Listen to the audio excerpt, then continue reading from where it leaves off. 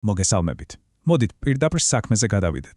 დღეს ჩვენ ვშლით და ვაანალიზებთ ფიტნესის სამყაროში ერთ-ერთ ყველაზე ცხელ, მაგრამ მოდი ვაღიაროთ ხშირად არასწორად გაგებულ თემას, მაღალი ინტენსივობის ინტერვალურ ვარჯიშს, იგივე ხიაიტის. თუ ოდესმე გიფიქრიათ, როგორ უნდა გახადოთ თქვენი ვარჯიში მაქსიმალურად ეფექტური, ისე რომ ნახევარი დღე დარბაზში არ გაატაროთ, ზუსტად საჭირო ადგილას ხართ. ამ მიმოხილვაში ჩვენ ამ ყველაფერს უმცირეს დეტალებამდე ჩავყვებით. Დაფიქრდით ამაზე ერთი წამით. რა მოხდება თუ კი 1 საათიანი დამღლელი სირბილის ფიზიოლოგიურ სარგებელს სულ რაღაც 15 ან 20 წუთში მიიღებთ? და არა, ეს არ არის მორიგი იაფფასიანი მარკეტინგული ხრიკი. ეს ზუსტად ის არის, რასაც მეცნიერება გვპირდება, თუ საქმეს სწორად მიუდგებით. ეს, მეგობრებო, დროის დაზოგვის აბსოლუტური პიკია. მოკლედ, აი რას გავვლით დღეს. გავარკვევთ რა არის რეალურად ნამდვილი ჰიტ და როგორ მუშაობს ჩვენი სხეულის ფიზიოლოგია ამ დროს. შემდეგ დავამსხვრევთ რამდენიმე პოპულარულ მითს. განვიხილავთ დამტკიცებულ პროტოკოლებს და ბოლოს გაჩვენებთ, როგორ უნდა აწყოთ თქვენი პირადი უსაფრთხო რუტინა. მაშასე დავიწყოთ. საერთოდ რას ნიშნავს ეს მაღალი ინტენსივობა და როგორ გამსაზღვრავთ მას? ნახეთ, მთავარი განსხვავება ციფრებშია. ტრადიციული ერთფეროვანი კარდიოს დროს, რასაც LISS ვეძახით, თქვენი გულისცემა მაქსიმუმის 40-50%-ის ფარგლებში მერყეოს. ეგ შედარებით მარტივია, რა.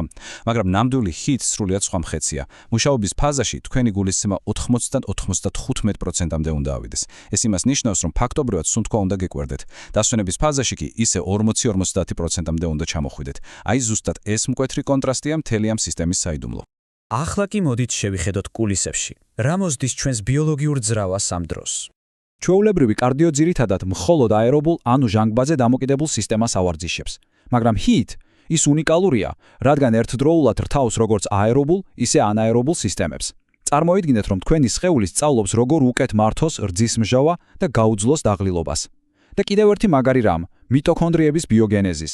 მარტივად რომ ვთქვათ, თქვენი სხეული ქმნის სრულიად ახალ პატარა ენერგეტიკულ სადგურებს უჯრედებში, რაც რადიკალურად აუმჯობესებს თქვენს მეტაბოლურ ჯანმრთელობას. აბა დააკვირდით ამ რიცხვს. 24-დან 48-მდე. იცით ეს რას ნიშნავს? ეს არის საათების რაოდენობა, რომლის განმავლობაშიც თქვენი სხეული აგრძელებს კალორიებისა და ცხიმის წვას, მას შემდეგაც კი რაც ვარჯიში უკვე დასრულებულია. ამ ფენომენს მეცნიერულად EPOC ხვია, იგივე afterburn ეფექტი. წარმოიდგინეთ, სხეული იმდენად იფიტება ამ მოკლე დროში, რომ მას უზარმაზარი ენერგია სჭირდება ჰომეოსტაზში, ანუ პირვანდელ მდგომარეობაში დასაბრუნებლად. პრაქტიკულად დღეს ვარჯიშობთ 15 წუთი და ხვალ როცა დივანზე ზიხართ, თქვენი სხეული მაინც წვავს ცხიმს.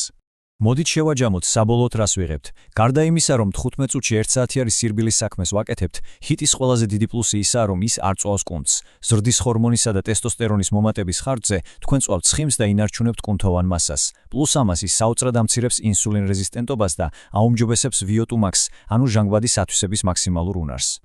ახლა კი დროა ცოტა რეალობას გავუსწროთ თვალი. მოდით დავამსხვრიოთ ის, რასაც ხშირად ონლაინ სივრცეში ვხედავთ. ალბათ ბევრს გინახავთ ეგრეთ წოდებული 30 წუთიანი სასიკვდილო ჰიტ ვიდეოები, სადაც გეუბნებიან, რომ 45 წამი უნდა იმუშაოთ და 15 წამი დაისვენოთ. მეგობრებო, სიმართლე ისაა, რომ ეს არ არის ნამდვილი ჰიტ. ადამიანისთვის ფიზიოლოგიურად აბსოლუტურად შეუძლებელია 45 წამის განმავლობაში 100%-იანი მაქსიმალური ძალისხმევით იმუშაოს და მერე მხოლოდ 15 წამი დაისვენოს, თანაც ნახევარი საათი. სინამდვილეში ეს არის საშუალო ინტენსივობის წრიული ვარჯიში, ანუ MICT. აბა რეალური, მეცნიერულად დამტკიცებული პროტოკოლები როგორია? შეხედეთ ამ მონაცემებს და დააკვირდით მუშაობისა და დასვენების თანაფარდობას. თაბატა, მაგალითად, ითხოვს 20 წამიან აბსოლუტურ მაქსიმუმს და 10 წამიან დასვენებას ოღონდ მხოლოდ 4 თუთის განმავლობაში. ტიმოსის დროს კი 20 წამიანი მაქსიმუმის შემდეგ დასვენება მთელი 2 წუთი გრძელდება. ხვდებით ხო? ნამდვილი ჰაით მოითხოვს საკმარის დასვენებას, რომ ყოველ ჯერზე მაქსიმუმის დადება შეძლოთ.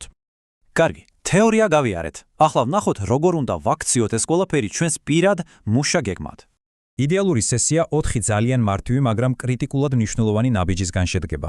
ჯერ აუცილებლად ვაკეთებთ დინამიურ გახურებას, რომ სისხლის მიმოქცევა გავზარდოთ. მერე ვირჩეთ ჩვენთვის შესაფერის ინტერვალებს და სავარჯიშოებს. და ბოლოს აუცილებლად ვაგრილებთ სხეულს, რომ გულისცემა ნორმას დაუბრუნდეს. რაც შეეხება ინტერვალებს, მთავარი ოქროს წესი ასეთია. დაიწყეთ იქიდან, სადაც თქვენი სხეული ახლა იმყოფება. და არა იქიდან, სადაც გინდათ რომ იყოს. თუ დამწყები ხართ, სწადეთ 1-2-ზე ან 1-3-ზე თანაფარდობა. ვთქვათ, 20 წამი მუშაობა და 40 ან 60 წამი დასვენება. როცა ფორმაში ჩადგებით, გადადით 1-1-ზე. და მხოლოდ მას შემდეგ, რაც მოწინავე დონეს მიაღწევთ, შეგიძლია სცხადოთ ტაბატას 2-1-ზე თანაფარდობა. რითი შეგვიძლია ამ ყველაფრის გაკეთება? ფაქტობრივად, რაც გინდათ ის აირჩიეთ. თუ ტრენაჟორები გიყვართ, სპრინტის სარბემბილი გზე, ველოსიპედი ან ნიჩბოსნობის აპარატი იდეალურია. დარბაზში არ დადიხართ, პრობლემა არაა. სხეულის წონით შესრულებული ბურპი, მაღალი მუხლებით სირბილე ან ეწოდება მთავსვლელი, ზუსტად იმავე ეფექტს მოგცემთ. აქ მთავარი მხოლოდ ერთი რამაა – ინტენსივობა. ყველაფერი გასაგებია, მაგრამ სანამ სავარდიშოდ გავიქცევით, მოდით ცოტა ტემპი დავაგდოთ და ვისაუბროთ კვებაზე, აღდგენასა და რაც თამარია უსაფრთხოებაზე.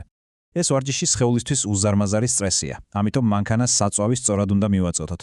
მძიმე საჭმელს ვარჯიშამდე 2 საათით ადრე მაინც მოერიდეთ, მაგრამ 30-60 წუთით ადრე ერთი ბანანი იდეალურია ენერგიისთვის. ვარჯიშის მერე კი ცილა და სწრაფი ნახშირწყლები გჭირდებათ, რომ მიკროტრავმები აარდგეს. და რაც შეეხება ძილს, 7-9 საათი ძილი, ფუფუნება კი არა, კრიტიკული აუცილებლობაა. ახლა კი დაიმახსოვრეთ კიდევ ერთი ძალიან მნიშვნელოვანი რიცხვი 2-დან 3-მდე.